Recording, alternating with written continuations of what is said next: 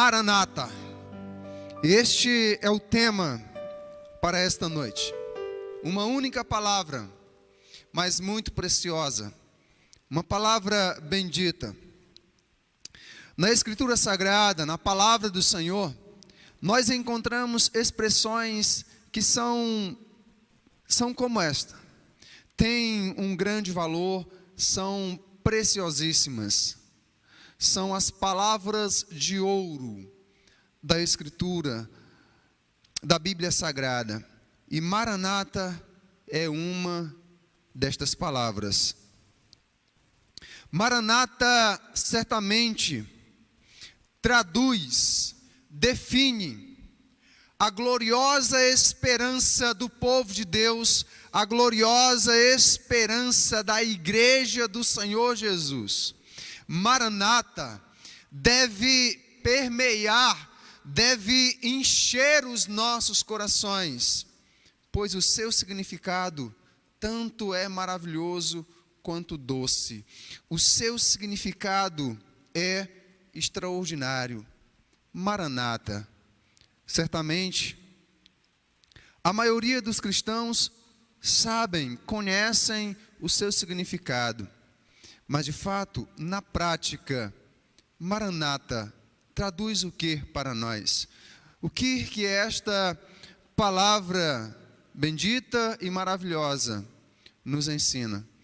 É isto ou sobre isto que vamos estar compartilhando com você, falando ao seu coração através do Espírito Santo. Mas antes de estarmos apresentando o seu significado, a sua definição, é evidente que muitos dos irmãos que estão nos vendo sabem, mas antes de relembrarmos assim o seu significado, eu quero convidar você a ouvir ou participar da leitura conosco de um texto que está no Evangelho de João, capítulo 14. Evangelho de João, capítulo 14. Versos 3 e o verso 18. Estou utilizando a versão Nova Almeida atualizada. Palavras do Senhor Jesus. E quando eu for e preparar um lugar, voltarei e os receberei para mim mesmo, para que onde eu estou, vocês estejam também. Verso 18.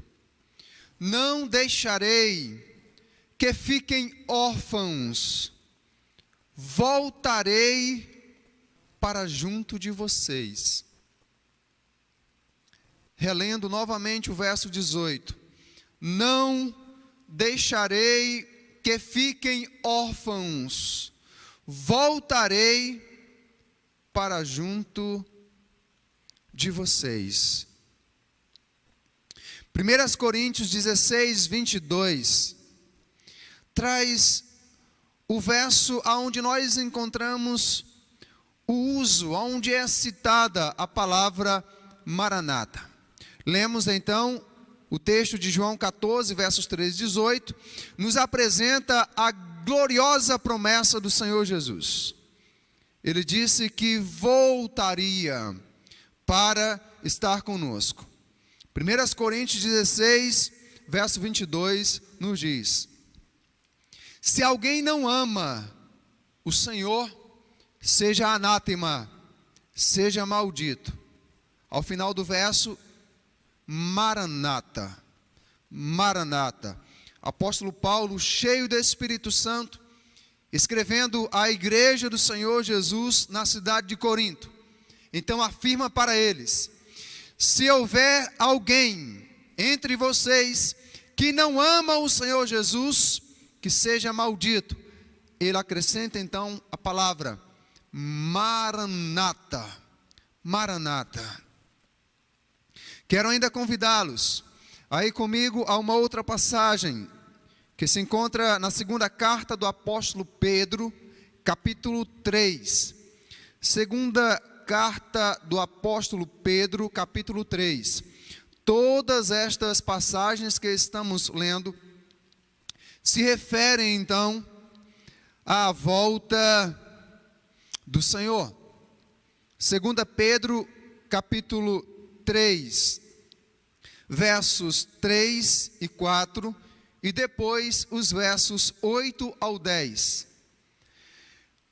Antes de tudo, saibam que, nos últimos dias, virão escarnecedores com as suas zombarias, andando segundo as próprias paixões e dizendo: onde está a promessa da sua vinda? Porque desde que os pais morreram, todas as coisas permanecem como desde o princípio da criação. Verso 8, 9 e 10. Mas há uma coisa, amados, que vocês não devem esquecer, que para o Senhor um dia é como 1000 anos, e 1000 anos são como um dia. O Senhor não retarda a sua promessa, ainda que alguns a julguem demorada. Pelo contrário, Ele é paciente com vocês, não querendo que ninguém pereça, mas que todos cheguem ao arrependimento. Porém, o dia do Senhor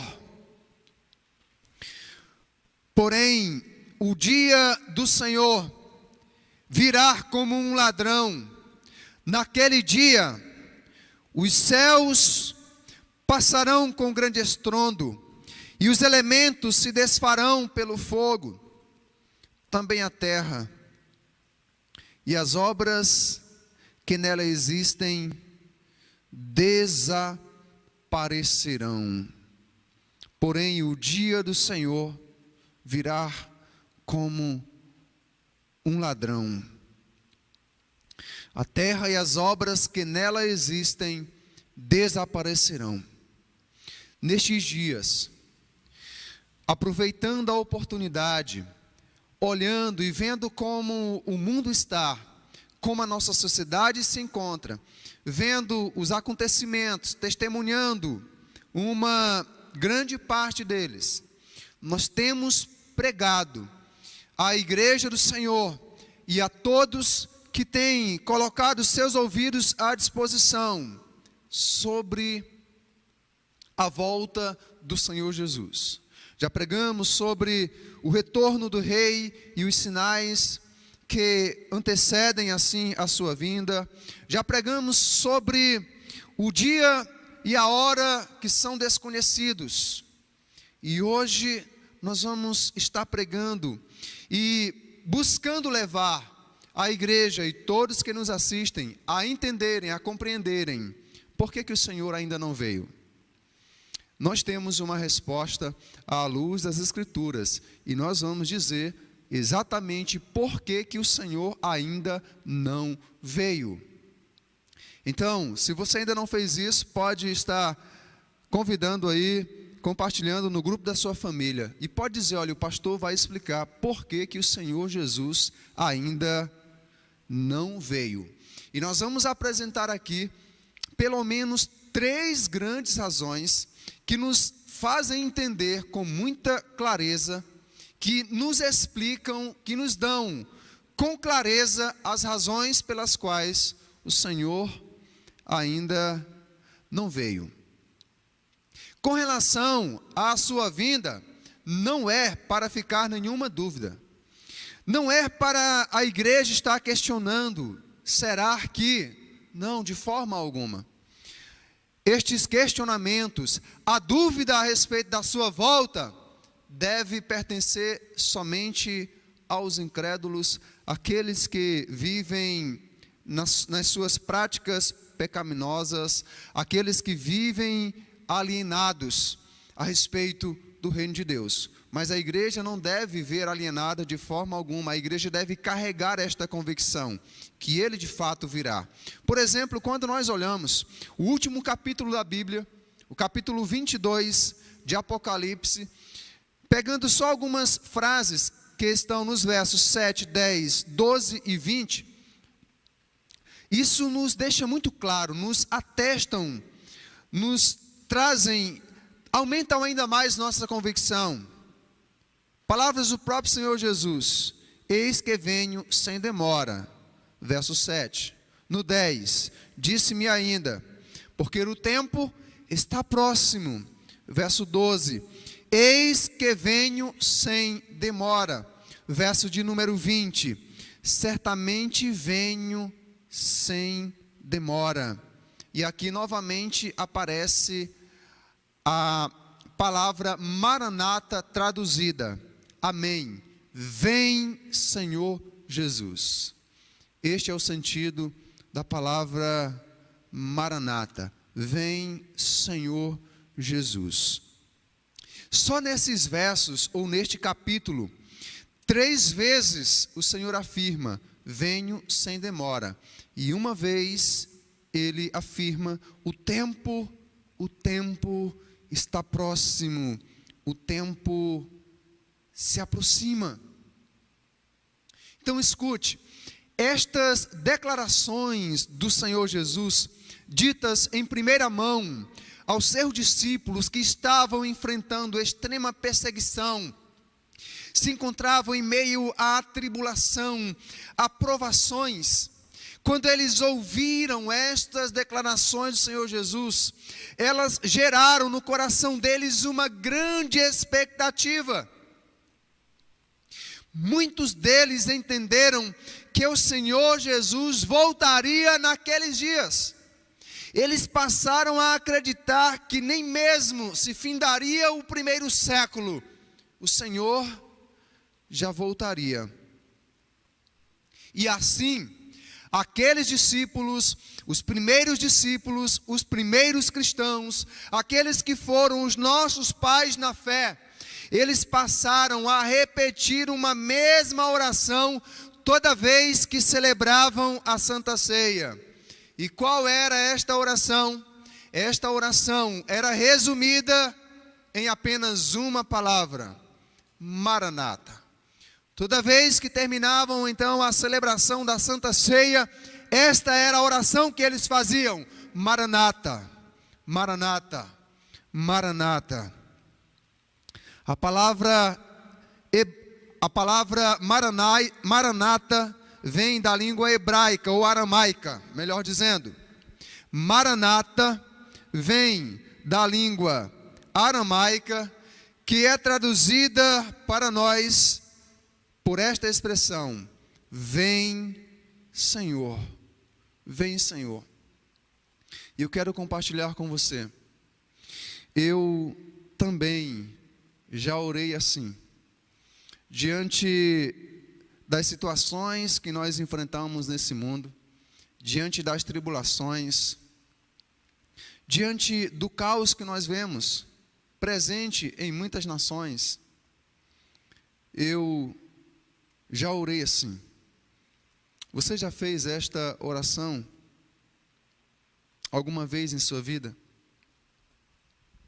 Maranata, vem, Senhor Jesus. Esta era a oração preciosa que os primeiros cristãos faziam regularmente, toda vez que celebravam a Santa Ceia. Porque eles tinham essa convicção de que não chegariam nem mesmo ao final do primeiro século, o Senhor voltaria. Mas já se passaram mais de 2000 anos, depois que o Senhor disse estas palavras ao seu servo João: o tempo está próximo, certamente venho sem demora, certamente venho sem demora. Já se passaram mais de 2000 anos. E aqui nasce uma pergunta: como podemos responder e explicar, à luz das Escrituras, há aqueles que nos questionam sobre o fato de que já se passaram mais de 2 milênios e esta promessa ainda não se cumpriu. A vinda do Senhor que Ele prometeu ainda não se deu. Como eu disse no início do nosso sermão, existem 3 condições ou razões que nos ajudam a compreender o porquê de o Senhor ainda não ter vindo, não ter voltado. A primeira razão que nos ajuda a entender e que explica por que o Senhor Jesus ainda não veio, está lá na segunda carta de Pedro, capítulo 3, verso 8. Volte os seus olhos novamente para esse texto, porque a primeira razão é esta. Observe comigo, 2 Pedro 3, 8. Mas há uma coisa, amados, que vocês não devem esquecer, que para o Senhor, um dia é como 1000 anos, e 1000 anos são como um dia. Então, o primeiro ponto que você precisa entender, precisa compreender, que explica o porquê do Senhor ainda não ter voltado, é que o tempo de Deus não é o tempo dos homens. Grave isso em sua mente e no seu coração, e você pode usar isso para compartilhar, você pode usar este princípio para explicar ou responder qualquer um que lhe questionar. Por que o Senhor ainda não veio? Pedro fala lá no versículo 3 que existem os zombadores. Existem pessoas que elas gostam de nos questionar. Às vezes é o nosso cônjuge, às vezes são nossos pais, nossos parentes, às vezes é o colega do trabalho, talvez o patrão. Olha, já se passaram 2 milênios e ele ainda não voltou. Então responda: o tempo de Deus não é o tempo dos homens. O tempo de Deus não é o nosso tempo. Ele não faz nada condicionado ao nosso tempo, à nossa era. Ele não se submete às nossas estações. Suas promessas não seguem o nosso calendário.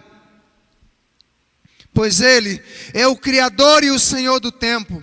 Não se encontra limitado por Ele.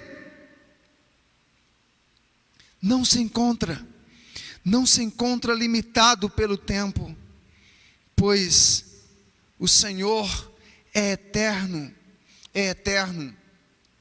Ele é aquele que não teve princípio de dias, de existência, e jamais terá fim deles.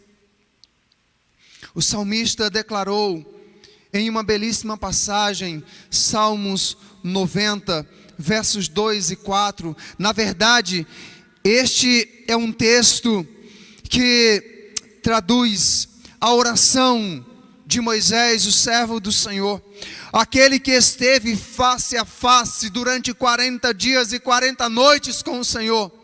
Eis o que ele declarou: antes que os montes nascessem e tu formasses a terra e o mundo, de eternidade a eternidade tu és Deus, pois 1000 anos aos teus olhos são como o dia de ontem que se foi, e como a vigília da noite, e como a vigília da noite.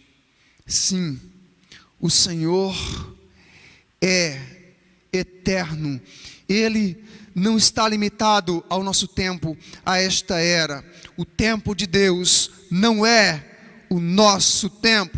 Portanto, em qualquer tempo que Ele decidir voltar, será sempre breve e próximo, pois para o Senhor um dia é como 1000 anos, e 1000 anos como um dia, disse o seu servo Moisés, cheio do seu Espírito Santo.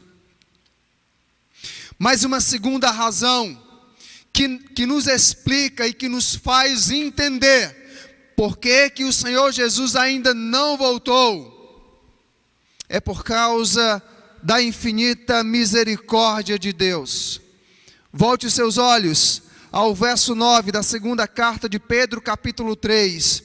O Senhor não retarda a sua promessa, ainda que alguns a julguem demorada. Pelo contrário, Ele é longânimo. E eu vou parar aqui um pouquinho, só para enfatizar essa palavra, longânimo.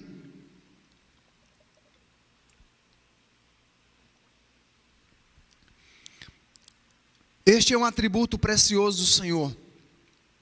E quando a Escritura diz que Ele é longânimo, ela está dizendo que Ele é paciente, que Ele é compassivo. Então o texto diz: Ele é longânimo com vocês, não querendo que ninguém pereça, mas que todos cheguem ao arrependimento. Mas que todos cheguem ao arrependimento. Na versão NVT da Bíblia Sagrada, no verso 15 deste mesmo capítulo, nós lemos: e lembrem-se de que a paciência de nosso Senhor permite que as pessoas sejam salvas.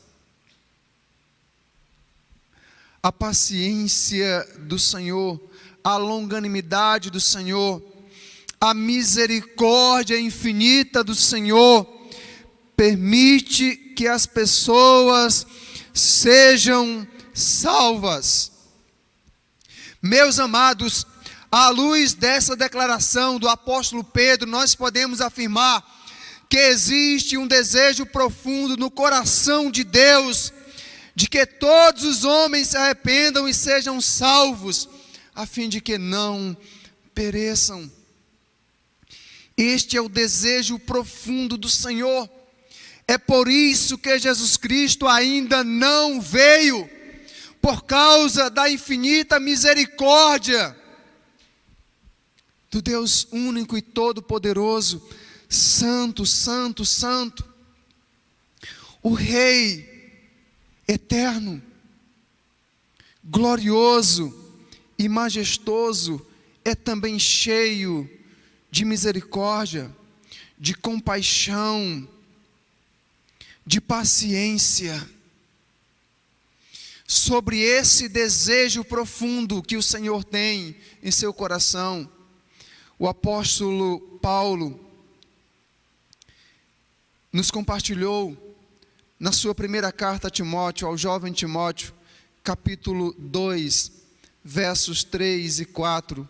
Isto é bom e aceitável diante de Deus, nosso Salvador, que deseja que todos sejam salvos e cheguem ao pleno conhecimento da verdade. Meus amados irmãos, todos que nos ouvem nesta noite, os homens e as mulheres que serão condenados ao inferno, serão não por falta de misericórdia, serão não por falta de longanimidade do Senhor, serão não por falta de desejo do Senhor, não, serão porque rejeitam esse desejo que está no coração de Deus, porque desprezam a paciência e a longanimidade do Senhor.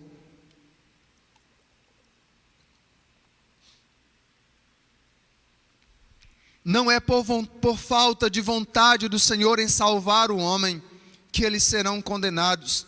Digo, aqueles que não se arrependerem serão condenados por causa da escolha que diariamente eles têm feito.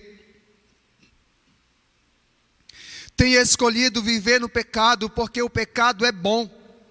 O que é ruim é o fruto dele, pois é a morte. Mas a prática dele é boa. Porém, as consequências dele são terríveis, são destruidoras. Todo ser humano, todo homem, toda mulher precisa entender que Deus deseja salvar a todos. Mas é preciso que haja arrependimento. Que haja arrependimento. E as misericórdias do Senhor. Jeremias, o profeta, ele fez uma declaração maravilhosa sobre as misericórdias divinas. Em Lamentações, capítulo 3, verso 22, ele afirmou: as misericórdias do Senhor são a causa de não sermos consumidos, porque as suas misericórdias não têm fim. As suas misericórdias não têm fim. Meus amados irmãos, todos que nos ouvem agora, escutem. O juízo ainda não veio com o Senhor, ou o Senhor ainda não veio trazendo o seu juízo, o seu julgamento. O juízo ainda não se manifestou, porque a mão da misericórdia divina está segurando o cálice de Deus. É por isso, esta é uma das fortes razões pelas quais o Senhor ainda não veio. As misericórdias dele, o amor paciente dele.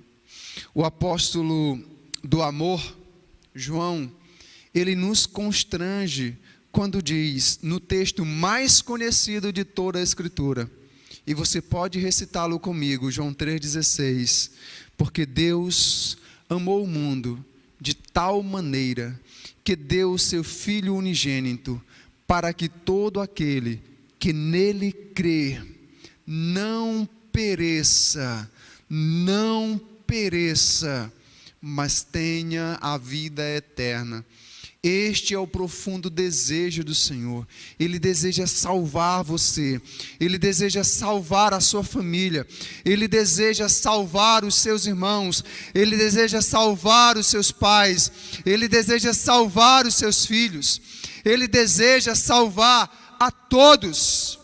Mas Ele chama a todos ao arrependimento. Ao sincero arrependimento. Por que o Senhor ainda não voltou? Em primeiro lugar, porque o tempo de Deus não é o tempo dos homens. Em segundo lugar, por causa da infinita misericórdia de Deus. Em terceiro e último lugar, a terceira razão que nos explica, que nos faz entender hoje, porque que diante de tudo que já aconteceu e que está acontecendo, ele ainda não veio. Porque o Evangelho precisa ser pregado para testemunho a todas as nações. Um texto bíblico muito conhecido se encontra no Evangelho de Mateus, capítulo 24, verso 14.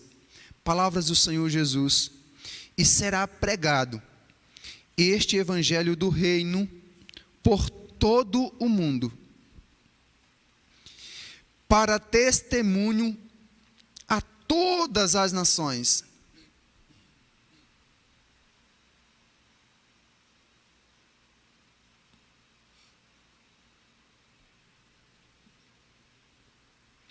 Para testemunho a todas as nações, então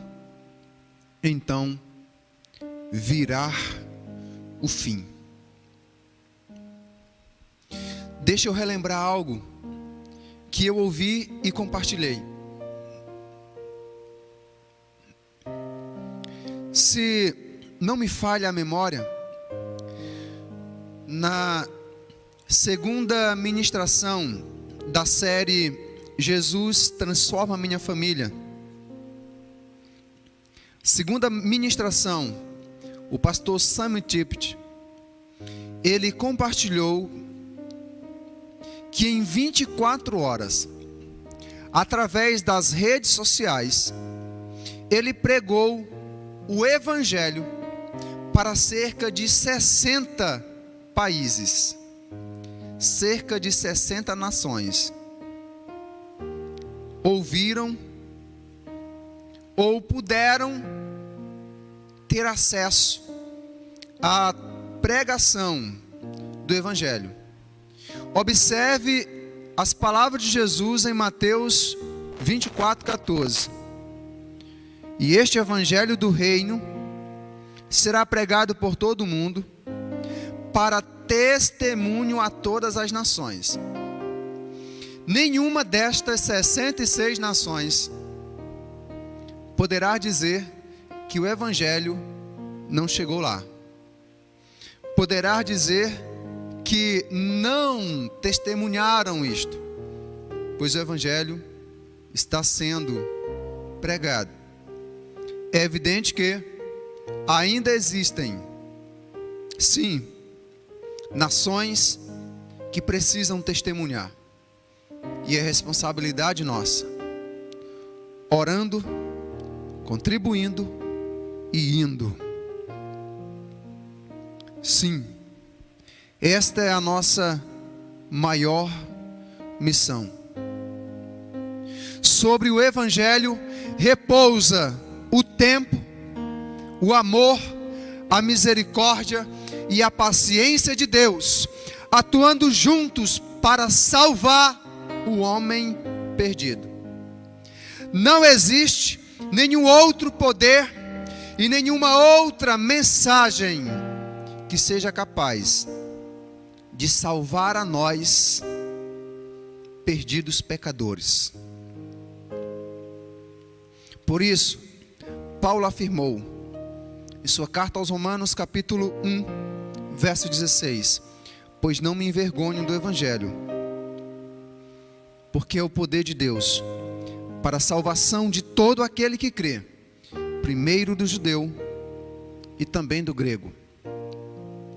Foi também por esta razão que Paulo escreveu a Timóteo, segunda carta, capítulo 4, verso 2: pregue a palavra, esteja preparado a tempo e fora de tempo, repreenda, corrija, exorte com toda paciência e doutrina. Meus amados, nós, como igreja do Senhor, temos em nossas mãos a oportunidade de apressar a vinda do Senhor Jesus. 2 Pedro 3:12: esperando e apressando a vinda do dia de Deus ou do dia do Senhor. Talvez você pergunte: como, pastor? Pregando o Evangelho. Pregando o Evangelho. Seja em nosso lazer, quando formos, aproveitemos a oportunidade para pregar o Evangelho. Seja no nosso trabalho, aproveitemos a oportunidade para estarmos testemunhando. Testemunhando primeiramente com a nossa vida, pois uma vida que tem um testemunho incoerente terá palavras vazias e sem autoridade para falar. Devemos contribuir com a pregação do Evangelho, como já afirmamos, orando, ofertando financeiramente e indo aonde o Senhor nos enviar. O apóstolo Paulo, ele fez uma declaração muito forte.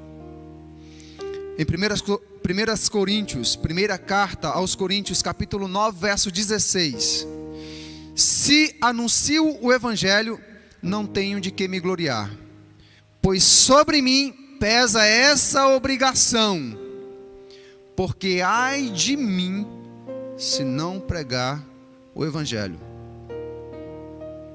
Meus amados, se o Evangelho não estivesse sendo pregado, ninguém mais que tivesse o senso de justiça e de vida correta, o mínimo que fosse, conseguiria mais viver neste mundo. Se o Evangelho não estivesse sendo pregado, e houvesse uma pessoa justa como Ló, então essa pessoa estaria como ele, vivendo no meio de Sodoma e Gomorra. Como disse o apóstolo Pedro em sua segunda carta, Ló vivia ali no meio deles sendo afligido, porque ele era justo. E ao ver toda a perversidade, toda aquela maldade, ele muito se angustiava. O Evangelho, a mensagem do Evangelho, é o sal que está impedindo que todo mundo apodreça. Este é o único poder capaz de salvar. Então, Maranata, Maranata, diante de tudo que estamos vivendo, que esta seja a nossa oração. E quando os zombadores se apresentarem diante de nós e alegarem, olha, ele disse isso há 2000 anos, e afirmou que voltaria, certamente voltaria em breve. Passaram-se 2 milênios. Então diga, o tempo de Deus não é o tempo dos homens. E é por causa da infinita misericórdia de Deus, que deseja salvar você perdido, que Ele não veio. E porque o Evangelho precisa ainda ser pregado para testemunho a todas as nações. Concluo então esta palavra, trazendo 3 aplicações práticas para nós. A primeira delas, a expressão Maranata, orada com sinceridade, deveria mover cada um de nós a compartilhar com fé a mensagem do Evangelho que nos salvou. A segunda lição: se você nunca fez esta oração Maranata, possivelmente é porque o seu coração está tão preso a este mundo que não consegue pensar ou desejar nada mais além do que você vê e pode tocar. E a terceira lição: façamos desta afirmação a nossa oração de esperança. Eis que venho sem demora, e comigo está a recompensa que tenho para dar a cada um segundo as suas obras. Aquele que dá testemunho destas coisas diz: certamente venho sem demora. Maranata. Amém. Vem, Senhor Jesus. Apocalipse 22, 12 e 20. Quero convidá-la à oração agora.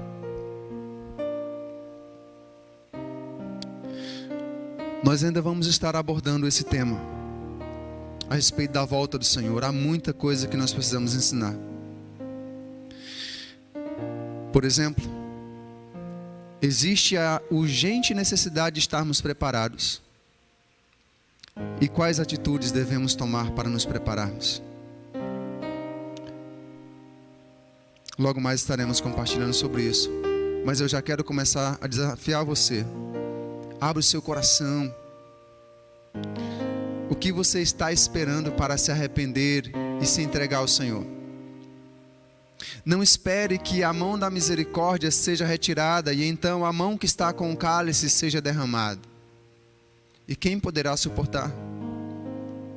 Arrependa-se, converta-se ao Senhor, mude realmente, mude de vida, saia da prática do pecado, independentemente de que tipo de pecado seja. Todo pecado ofende a Deus, ofende a santidade de Deus.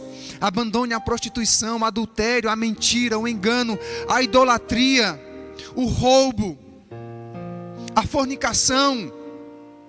Abandone a corrupção. Arrependa-se, arrependa-se. E então declare em alto e bom som, após esta transformação em sua vida: Maranata, Maranata, vem Senhor, eu te espero.